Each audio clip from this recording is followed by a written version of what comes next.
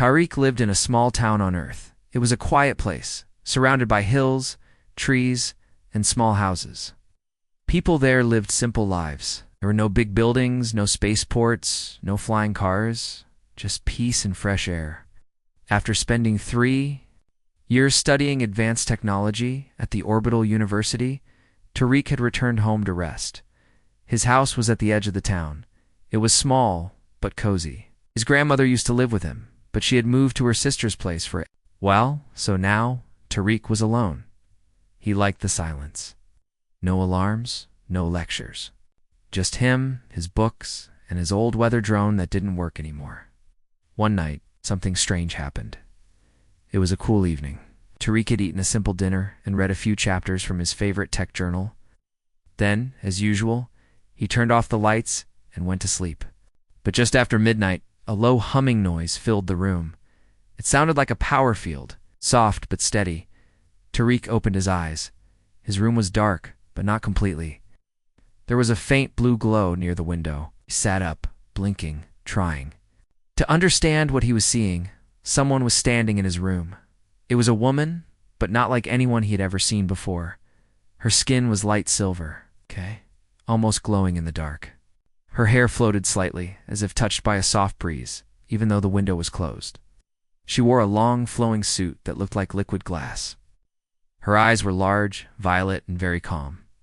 Tariq froze. His heart started beating fast. He wasn't afraid, but he was shocked. "Who are you?" he asked quietly. The woman tilted her head. She didn't answer. Tariq stood up slowly. He didn't want to scare her. "You're not from here," he said. "Are you from the orbital station? Or somewhere else?" Still no answer. Act. But she took a small device from her wrist and tapped it. A few blinking lights appeared, and then a soft voice came from it. "Name Vela. Not planned. Landing error. Need assistance."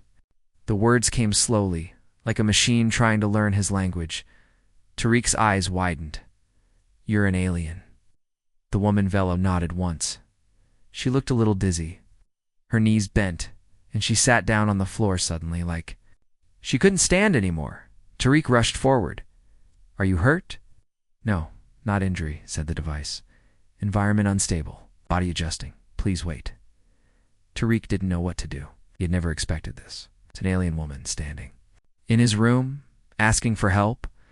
His hands were shaking slightly, but he tried to stay calm. "All right," he said softly. "You can rest here. I'll get water." He brought her a cup, but she didn't drink. She simply touched it and closed her eyes. After a few seconds, her skin color dimmed slightly, as if her body had absorbed energy from the water itself. Tariq sat down across the room and watched her. She didn't speak again. She seemed tired but peaceful. The room felt quiet again, but different. The air felt warmer, brighter. Tariq had 100 questions in his mind. Why was she here? What kind of ship did she come from? Was she dangerous? Would someone come looking? For her. But for now, none of that mattered. He looked at her strange but calm face, her silver skin, her slow breathing, and knew this night had changed everything. The next morning, the sun rose as usual, spreading golden light over the small town. Birds chirped outside the window. Tariq opened his eyes and sat up.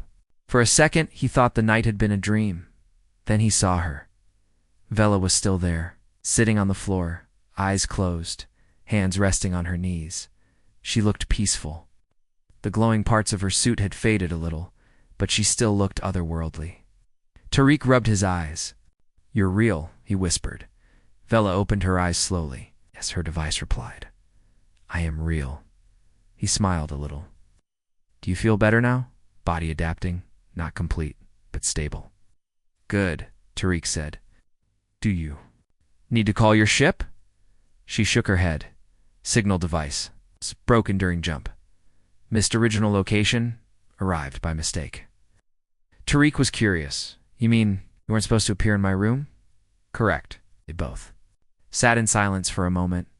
Then Tariq asked, "Why are you here, on Earth?" Bella didn't answer at once. Then her device said, "Research, observation, no contact plan. My presence here is not allowed." Tariq nodded slowly. "So you're hiding?" "Yes." He looked at her again, this time with concern. "Will they come after you?" Vela didn't reply. Later that day, Tariq gave her a spare blanket and a pillow. She built a small nest-like space in the corner of the room and rested there. Didn't ask for food. Sometimes she touched things, the table, the wall, even the old weather drone, and seemed to study them. Tariq noticed something strange. Every time he entered the room, she would look at him with wide eyes, then look away quickly. And once, she moved his chair just a little closer to her nest without saying a word. He didn't understand why. She wasn't just adjusting to Earth, something else was happening. But for now, all he knew was this. An alien woman had landed in his room, and nothing in his quiet life would ever be the same again. Tariq woke up early the next morning. He made tea in the small kitchen and looked out the window. The sun was rising slowly, and the sky was filled with soft orange light. It was peaceful outside, birds singing, the wind blowing gently. But inside his house, something very different was happening. An alien guest was living in his room. Vela had not spoken much since she arrived. She sat quietly in the corner, sometimes with her eyes closed, sometimes just watching him, her silver skin still gave off a faint glow, and her strange suit seemed to move on its own, like it was alive. Tariq brought her a small bowl of fruit and set it near her nest. "I don't know what you can eat," he said, "but maybe this will help." Vela touched the fruit gently, but she did not eat. Instead, she placed her hand above it and closed her eyes. The translator device on her wrist lit up. "Thank you," the voice said. "I do not eat food like you. My body absorbs energy through contact." "Oh," Tariq said. "That's interesting." He sat across from her on the floor, curious but careful. "Vela, I want to understand. Why are you here on Earth? Why my room? Why now?" She didn't answer right away. Then, slowly, her device spoke again. "I am from the Kiralan Union. We are a peaceful group of planets. We observe young planets like Earth. We study them, but we do not make contact." Tariq nodded slowly. "So you're a scientist?" "Yes, my mission was to observe Earth's weather patterns and energy use. I was sent alone in a scout pod." "Then how did you end up here?" "There was a signal storm," she said. "My jump was miscalculated. I landed inside your room by accident. My pod disappeared. I have no way to return right now." Tariq looked surprised. "So you're stuck here?" "Yes." There was silence between them. Then she looked at him, not just with her eyes, but with something deeper, like she was trying to feel his thoughts. Her head tilted slightly. "You are not afraid of me?" "No," Tariq said. "Should I be?" She blinked. "Most species fear what they do not know." Tariq smiled a little. "Maybe I'm just too tired to be scared. Or maybe I've always wanted to meet someone from the stars?" Vela lowered her eyes. "Your kind is more open than expected." Then something unexpected happened. Her breathing changed. Her skin grew a little brighter. She touched the side of her head and closed her eyes tightly. Her body shivered just for a moment. Tariq leaned forward. "Are you all right?" "Yes," her translator said. "My body is changing. It is a cycle. The atmosphere here has triggered an early phase." "What kind of phase?" She looked unsure. "In my species, we go through a cycle every few years. It affects our minds. It makes emotions stronger. It pushes us to form bonds." Tariq didn't fully understand. "Like a sickness," Novela said. "More like a season, a natural time when we feel deeply. It is meant for choosing a companion, but is not always romantic. It can also be friendship, loyalty, or care." Tariq nodded slowly. He understood a little more now. "So, you're saying this cycle started early? Because of Earth?" "Yes," she said. "And because I made contact with a human during the wrong moment." She looked down again, avoiding his eyes. "That human is you." Tariq felt a strange mix of emotions. He wasn't scared, but he felt a kind of responsibility now. "So, what happens next?" Vela sighed. "I do not know. The bond may fade, or it may grow. But I must stay near you until the cycle ends. Leaving you too soon could hurt both of us." Tariq raised an eyebrow. Hurt us how? Emotionally, she said. It is not dangerous, but painful. He looked at her, really looked at her, at her calm face, her careful words, her quiet presence. She didn't seem like a threat. She seemed lost, uncertain, and very far from home. Well, he said, standing up, then I guess we're roommates for now. She looked up, confused. Roommates. Tariq laughed softly. It means we live together for a while. It's okay. You can stay. Vila gave a small, slow nod. Thank you. The day passed. Quietly, Vela stayed mostly in the room, studying Tariq's books and old tools. She was very smart. She fixed a broken light switch without asking and reprogrammed his weather drone in 10 minutes. Tariq was amazed. In the evening, he showed her the stars from his rooftop. Vela looked up with wide eyes. You can see the stars from here, she said. So clearly, yes, Tariq said. They help me feel small, but not in a bad way. Just like I'm part of something bigger. She looked at him. I've traveled far among stars, but no one has ever said that to me before. Tariq smiled. Maybe that's why you're here, not just by accident. Vela didn't answer, but her eyes softened. Later that night, Tariq prepared a sleeping mat near his bed. But before he could lie down, he saw Vela moving his chair again, closer to her pillow nest. He raised an eyebrow. Why do you keep moving that chair? It is my instinct, her device said. In my culture, closeness brings comfort during the cycle. Tariq paused, then gently moved the chair beside her space. Then I'll sit here for a while. She didn't say anything. But she sat near him, just a little closer than before, not touching, but near enough to feel his presence. And in the quiet of that small earth room, under a roof of stars, two beings from different worlds sat together. Not as strangers, not as enemies, but as something new, something just beginning. Tariq's life was never the same after Vila arrived. At first it was strange. He was not used to sharing his quiet space with anyone, especially not someone from another world. But day by day, he began to understand her more.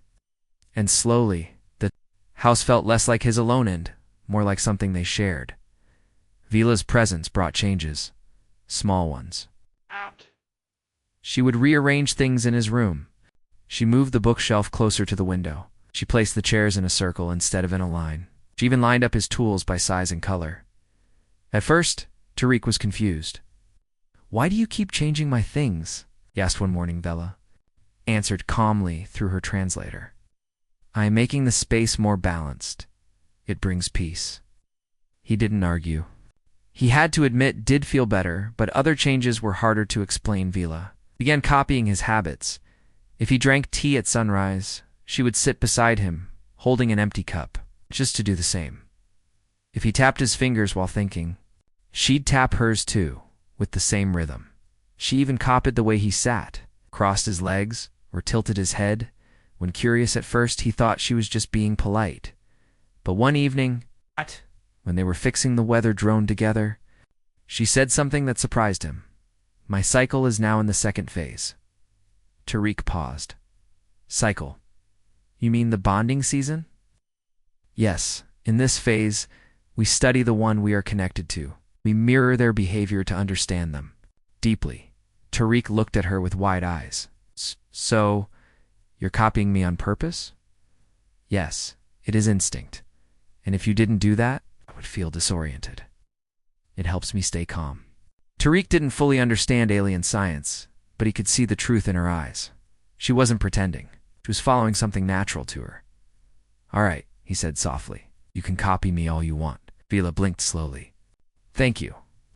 The weather drone, once broken and dusty, now hovered smoothly in the backyard. Together, they had rebuilt it. Tariq had handled the wiring. Vela had updated the system's logic. When they tested it, the drone rose into the air and spun in a perfect circle, collecting air pressure data like it used to long ago. Tariq cheered. It works. Vila gave a small smile. We built something together. Yes, we did. She stood beside him in the yard, both of them watching the machine fly. The wind was cool, the sky was clear, and for a moment it felt like they belonged to the same world That night, Vila didn't sleep in her corner. Instead, she moved her pillow nest just a little closer to Tariq's bed. Not right next to him, but near enough that he noticed Tariq turned on his side and looked at her. "Are you all right?" "Yes," she said. "I feel peace." He smiled. "Good." But before turning away, she added one more thing. In the third phase of the cycle, my people feel strong attachment. We begin to sense emotions more clearly, even from others. "You mean like telepathy?" "Only with those we are close to." Tariq didn't know what to say. His heart beat faster, but he kept his voice calm. "So, can you feel my emotions now?" She closed her eyes. "A little. Right now I feel confusion, kindness, curiosity, and something warm." Tariq's cheeks turned slightly red. "Sounds about right." She didn't open her eyes. "I like that feeling. It helps me." He didn't speak after that. He just lay there, listening to the wind outside and Vila's soft breathing beside him. He felt something too, but he couldn't name it yet. The next day, Vila made something new. From broken wires, batteries, and small metal pieces, she created a soft, glowing cube. It floated above her hands and gave off a humming sound. "What is that?" Tariq asked. "A focus stone," she said. "In my world, it helps with balance during bonding." She handed it to him.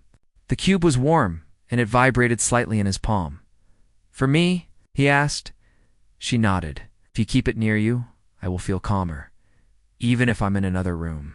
Tariq placed the cube near his desk. "Thank you." Later, while he worked, he noticed Vela was no longer copying his movements. She simply sat nearby, watching the rain fall outside. Her eyes were soft, peaceful. The strange cube beside him pulsed gently as if it was breathing. That evening, someone knocked on the door. Tariq froze. It was rare for anyone to visit him. He walked to the door slowly, and when he opened it, he saw a man in a dark green coat. The man had no smile. His eyes were sharp. He looked like someone from the orbital stations, not a villager. "I'm looking for a missing signal," the man said. "A strange energy was detected here. May I ask, have you seen anything unusual?" Tariq shook his head slowly. "No, sir. Just my old drone. I fixed it recently." "Maybe that caused the reading." The man looked past him into the house. Tariq stepped forward, blocking the view. "Is everything all right?" The man stared at him for a moment longer, then nodded. "Be careful. Space energy can be unstable." Then he left. Tariq closed the door and turned around. Vela was standing silently behind the curtain. She had not been seen. "Who was he?" she asked. "I don't know," Tariq said, "but I think someone is looking for you." Vila looked down. "I was afraid this would happen." "Is it dangerous?" "Not yet. But soon, others will come." "Okay, my people do not allow bonding with outside species. If they find out, they will take me away." Tariq clenched his hands. "I won't let them." She looked up, surprised. "Why?" Paused, then answered honestly. "Because I want you to stay." Vila's eyes shimmered faintly. Her translator stayed silent, but her soft smile said everything. It had been 7 days since Vela arrived in Tariq's room. In those days, they had shared quiet meals, long walks behind the house, and evenings watching stars from the roof. The bond between them was growing. Neither of them said the words aloud, but something warm and strong had formed, something deeper than simple. Friendship. Tariq began to understand her without needing the translator. A look in her eyes, a small movement. The way she stood near the window, it all spoke of how she felt. But peace doesn't last forever. On the 8th day, just after sunset, the sky changed. It was quiet at first. The stars shimmered as always. The moon rose over the hills. But then a low hum began, deep and steady, like thunder far away. Tariq stepped out of the house. Above the trees, a sharp glowing shape appeared in the sky. It moved smoothly, without noise now. It didn't look like any Earth ship. It had no wings, no windows, just a bright curve of silver light. Vela stepped beside him. Her face grew pale. "They're here," she whispered. "Who?" "Kirellin. Overseers. They must have tracked my signal." The ship hovered above the field. For a moment, then sent down a narrow beam of light. From it, a tall figure floated down slowly, landing softly near the front yard. The figure wore a dark silver suit.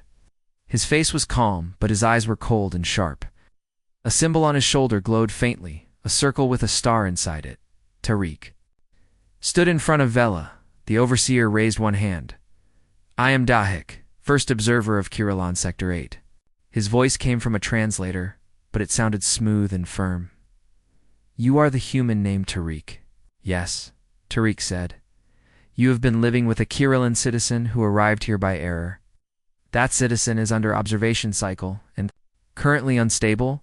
Tariq looked at Vela, then back at Dahik. "She's not unstable, she's just adapting." Dahik didn't blink. "Her presence breaks several observation laws. Kirellins do not bond with outside species, especially not." During breeding cycles, Tariq felt a strange tightness in his chest. She didn't plan this. She landed here by mistake. "I've helped her." "And that is the problem," Doc said. "Helping her has created a connection. She's entered Phase 4, the emotional imprint stage. If not stopped, it becomes permanent." Tariq stepped forward. "And why is that so bad?" Dahik said slowly. "Kirillon bonding is not like human love. It becomes part of our mind forever. If the bond is broken too late, it causes deep harm. If completed, it ties us for life." Vela spoke for the first time. "I chose to stay." Dohik turned to her. "You were not cleared for contact. You were trained better. I followed instinct. It grew stronger than training." The overseer sighed. "Then I must test the bond." Tariq frowned. "How do you do that?" Dahik took a small silver orb from his suit. It opened, showing a soft blue light. "Touch this," he said. "You and Vela, if your thoughts align even in part, will know how strong the bond is." "It's weak. We can remove it." Tariq looked at Vela. She nodded. They both placed their hands on the orb. For a moment, everything went silent. Then dashed light. It wasn't bright. It was soft, like morning fog. But inside the light, Tariq saw flashes, his own memories, his grandmother's garden, his first drone project, Vela sitting in the chair beside him, copying his movements, her smile when the drone first flew. He felt her emotions too, quiet wonder, soft fear, growing trust. When the light faded, Tariq opened his eyes. Dahik looked at the orb. It glowed softly in two colors, blue and gold. "A full imprint," he said. Tariq didn't know what that meant, but Vela did. Her body trembled slightly. Dahik looked at her. "It's done. The bond is final. Separation now would cause damage to both of you." Tariq stepped forward, then let her stay. Doc shook his head. "It is not that simple.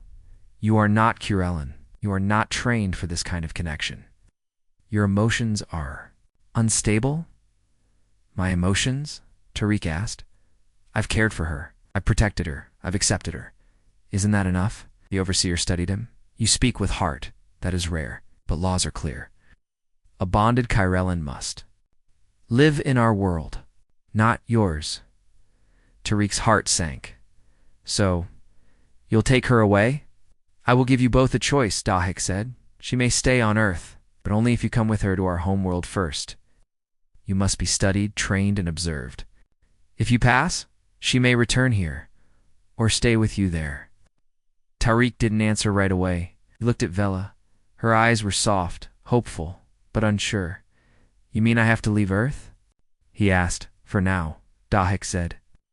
"Only for one rotation cycle, about 6 Earth weeks," Vela spoke quietly. "You don't have to. I can go alone." Tariq looked at her, and something in him became clear.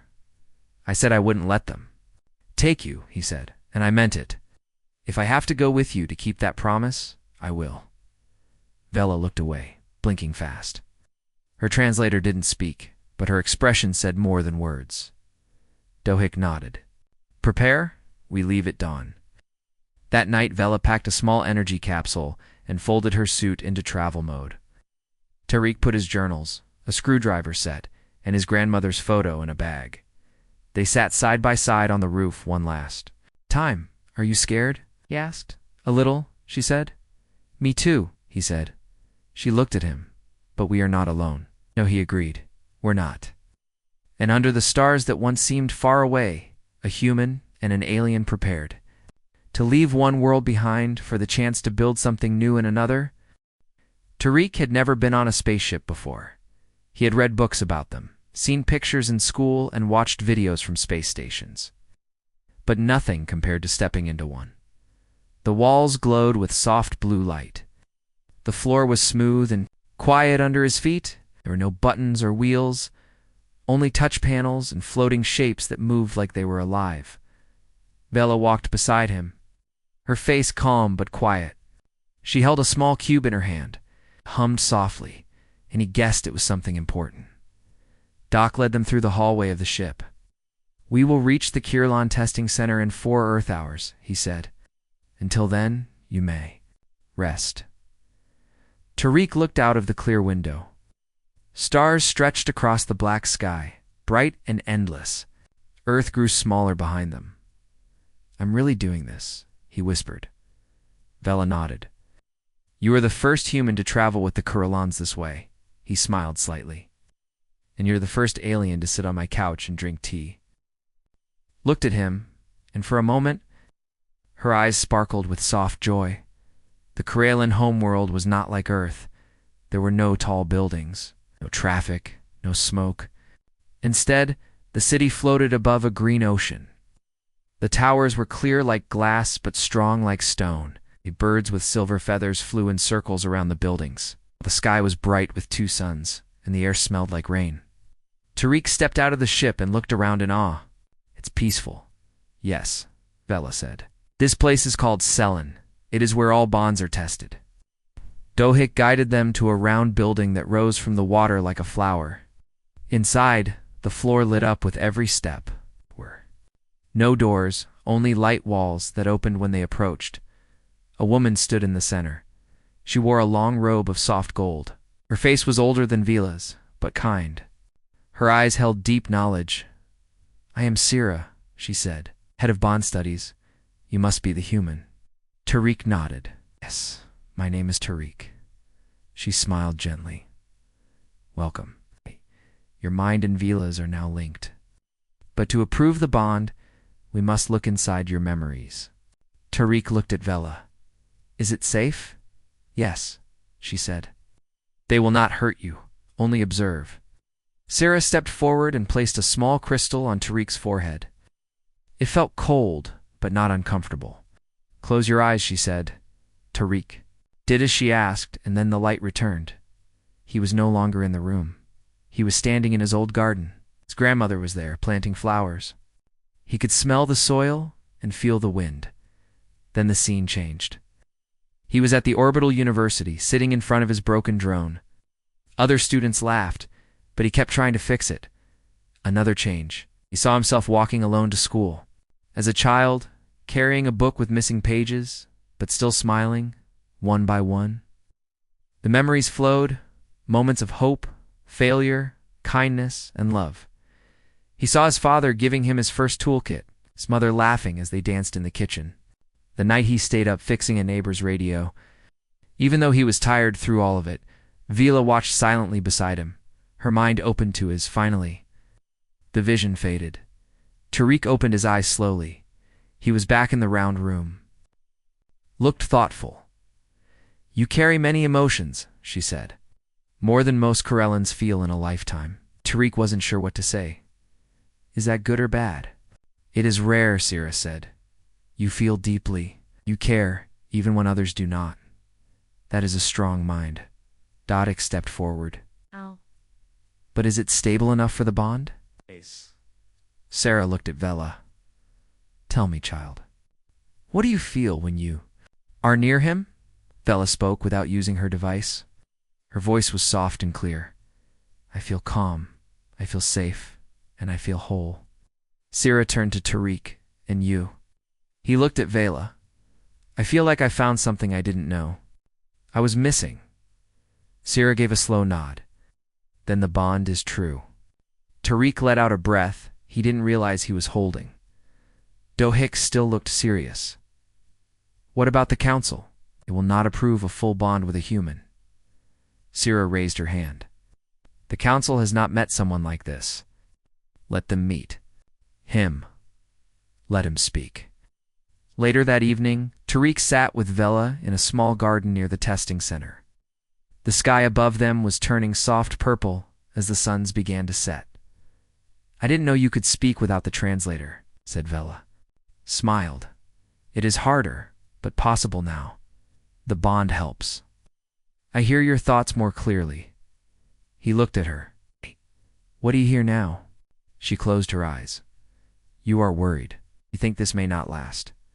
He looked down. You're right. Keep thinking this is a dream, but I'll wake up and you'll be gone. She placed her hand gently over his. I'm not going anywhere, she said softly.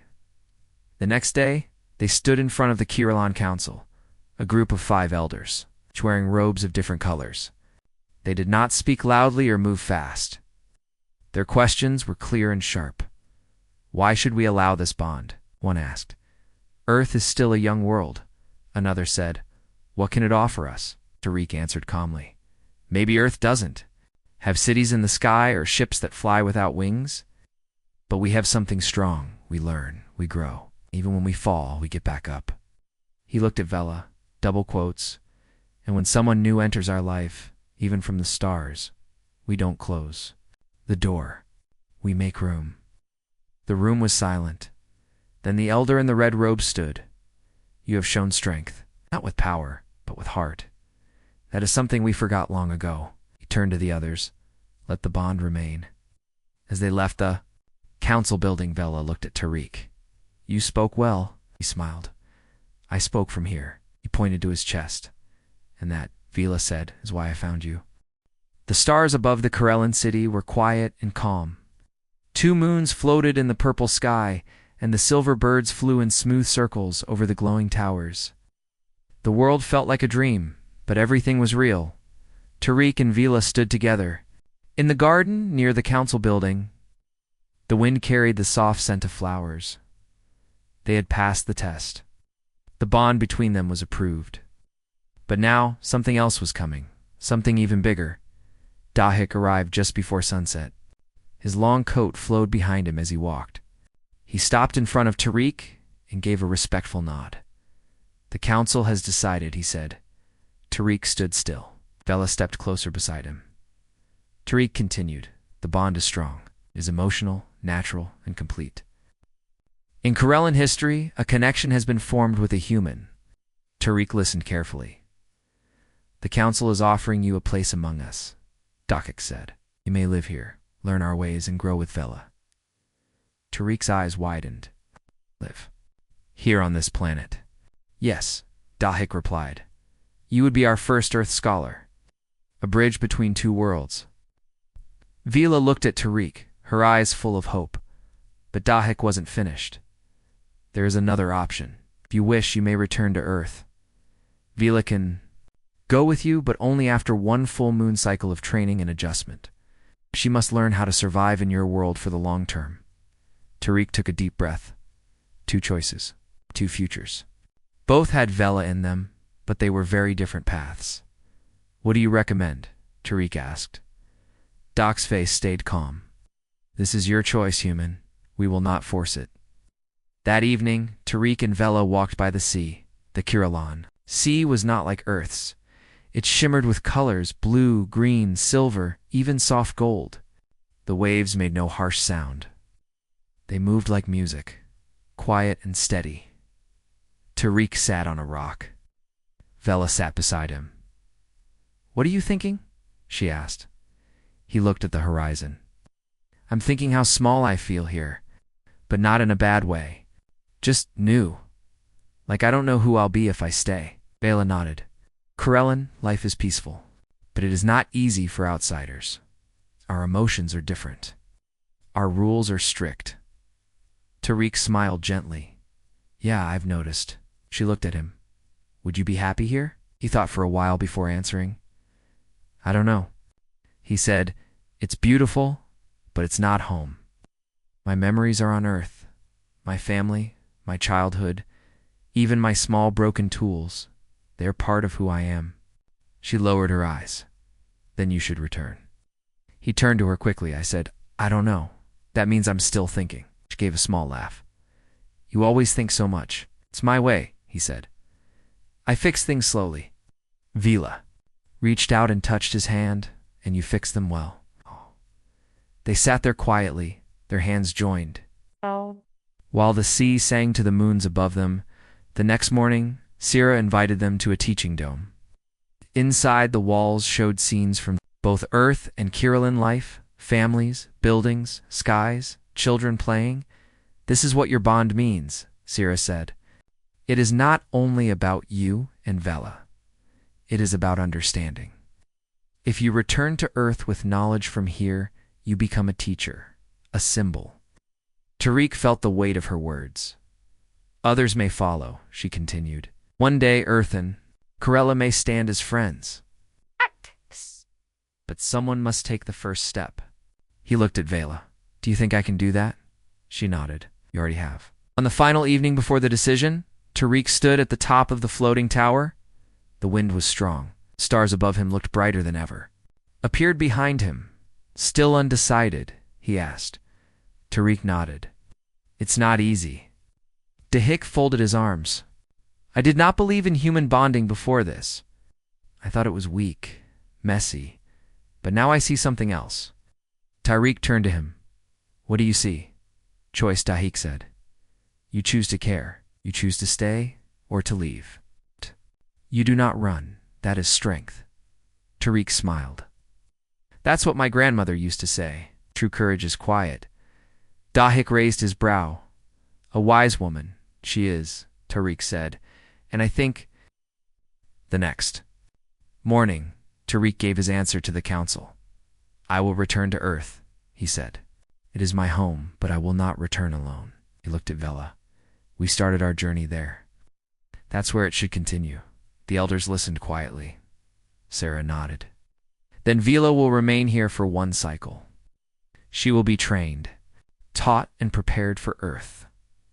Tariq took a breath. And what about me? You will return now, she said. But the bond remains. The connection is strong.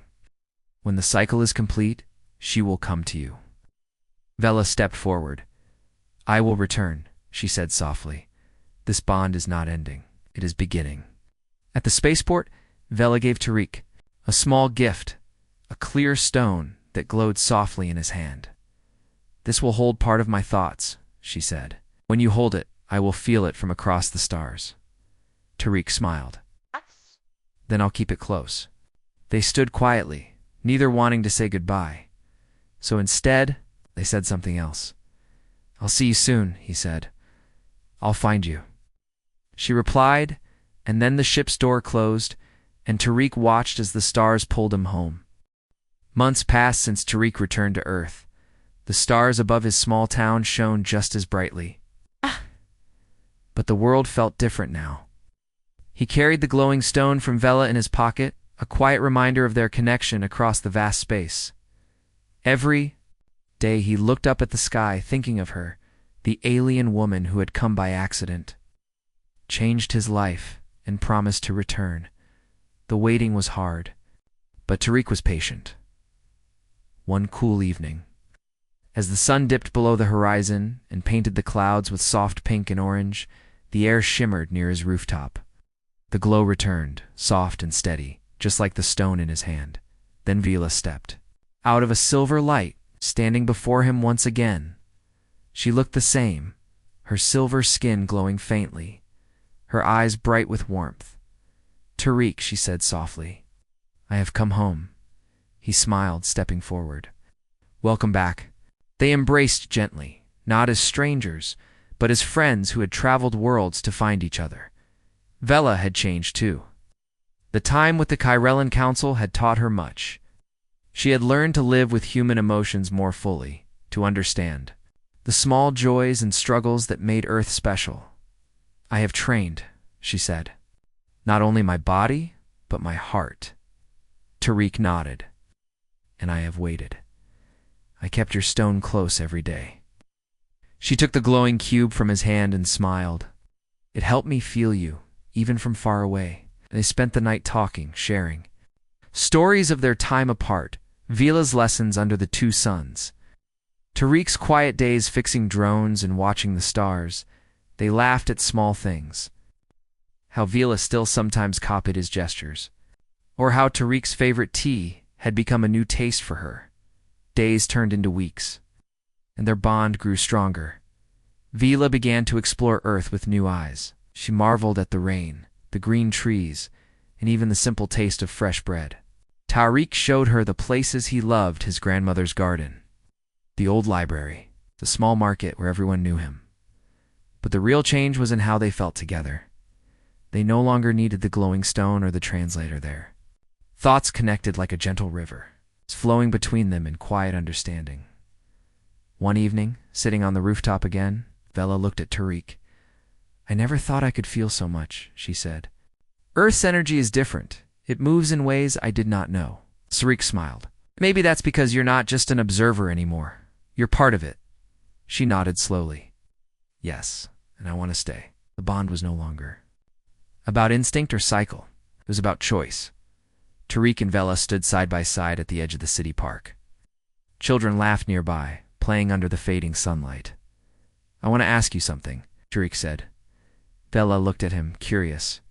"Will you stay with me, not because you have to, but because you want to?" She smiled brightly. "I choose this life with you." They reached out, hands joining easily. Their future was unknown, but full of promise. Vela decided to learn more about Earth, its people, its culture, and its challenges. Tariq helped her, sharing his knowledge and stories. Together, they built new machines, combining human creativity with Chirellan technology. Their small workshop became a place of discovery and hope. Neighbors began to notice the quiet silver woman with kind eyes. She helped fix broken things, shared stories of stars, showed how different worlds could come together. Tariq often thought about the day she first stood in his room, how unaware he was of the journey ahead, how a simple mistake became the start of something extraordinary. One night, as they watched the stars twinkle, Vila turned to him. "Thank you for letting me stay," she said. Tariq smiled gently. "Thank you for showing me the stars up close." They sat quietly, hand in hand, knowing their bond was not about seasons or rules, but about trust, friendship, and the courage to choose each other every day and in the vast universe. Two souls from different worlds found a home together,